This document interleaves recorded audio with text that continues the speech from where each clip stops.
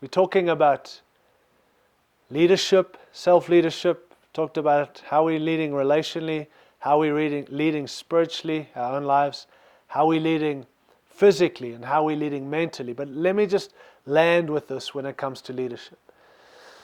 There are some things that I think are subtle destroyers of our ministry and of our leadership. And they're subtle, and that's why I want to highlight them, because most of us wouldn't even recognize it. But just from observation, from learning, from reading, here are a few of these things. Personal success is one of the subtle destroyers of our ministry and leadership. Personal success. We battle against sin because sin is all about self. So this battle will always be there. It's always about me getting recognition, and I believe it's one of the biggest destroyers of our ministry and leadership is personal success, personal recognition. Friends, we need to understand godly leadership means caring less about ourselves and caring more about others and seeing them walk in the bigness of God. Another one is personal profile. Hogging the spotlight. Always having to be recognized, always having to be seen. Somebody said if you don't check your ego will check you. And so godly leadership means actually, what about others? What about seeing them flourish? And what about those things? The best antidote, I think, is to put others into the spotlight. Push them in and you get out of the spotlight. I think also our personal needs. If we're not getting our personal needs met by God, then we need our people, we need people around we need ministries to help us with our personal needs, getting them met. And that's a very dangerous place to be. And I think we bomb out in our leadership and we don't finish the race. So getting our own personal needs met by God through our relationship with God is a key to us finishing this race. Deal with your stuff. Personal control. The more I micromanage, the more I'm hindering what God wants to do. I'm not saying don't lead, but I'm saying give space for people to have freedom to do what it is God has called them to do.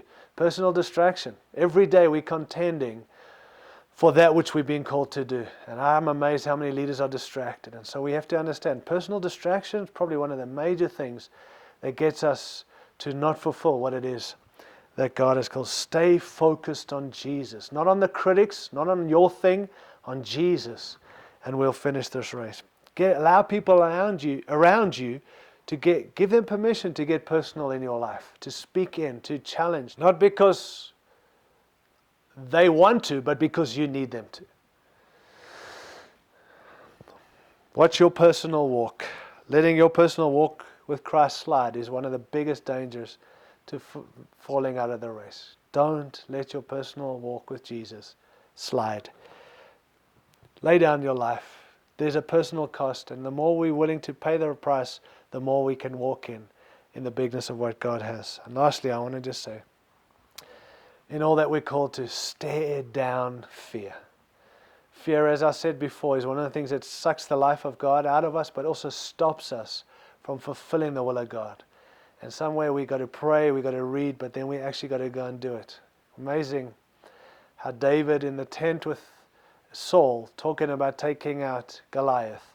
They had a strategy, they talked about it, but eventually he couldn't pray anymore, he couldn't say anymore. He had to get out of that tent, walk down that mountain, and take out Goliath. And I want to just say, we've got some giants that God has called us to stare down, but we've got to stare them down and take them out if we're going to walk in the bigness of it. Leadership, strategic, vital, needed, but I'm still convinced it starts with self-leadership first. How are we doing in our own lives before we're helping everyone else in their life?